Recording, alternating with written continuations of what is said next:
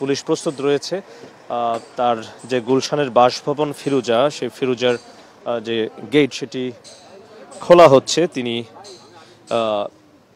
একটু পরে বেরিয়ে পড়বেন। আমরা দেখতে পাচ্ছি যে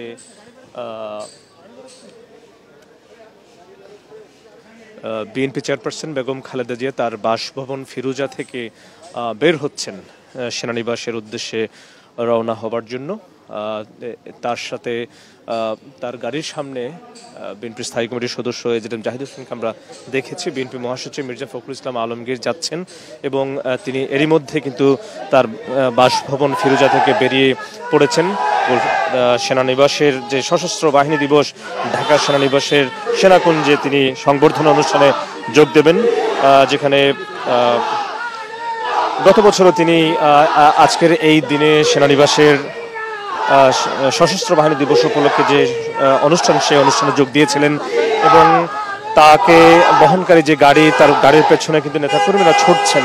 একটু আগেই বেরিয়ে পড়লেন গুলশানের বাসভবন ফিরোজা থেকে সশস্ত্র বাহিনী দিবসের অনুষ্ঠানে যোগ দেওয়ার জন্য তিনি বেরিয়ে পড়েছেন এবং গত বছরও তিনি এই সশস্ত্র বাহিনী দিবসের অনুষ্ঠানে যোগ দিয়েছিলেন। এর আগে 2012 সালে যোগ দিয়েছিলেন এবং যেহেতু এবার তিনি আগামী জাতীয় সংসদ নির্বাচনে প্রার্থিতা করছেন, সেই জায়গা থেকে রাজনীতিতে সক্রিয় হচ্ছেন এবং তারই বার্তা হিসেবে এটি ধারাবাহিকতারই অংশ।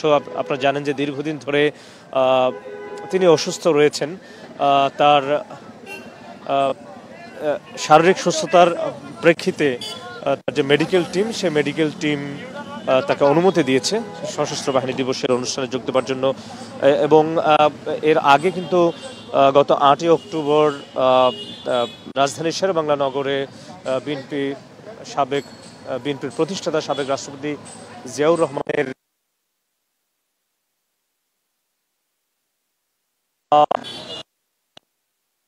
এবং এর মধ্যে কিন্তু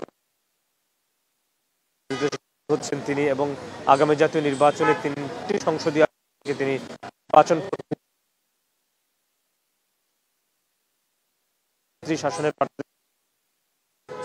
জায়গা থেকে তিনি বগুড়া 7 এবং এবং যদিও অনুষ্ঠান শুরু হওয়ার কথা ছিল,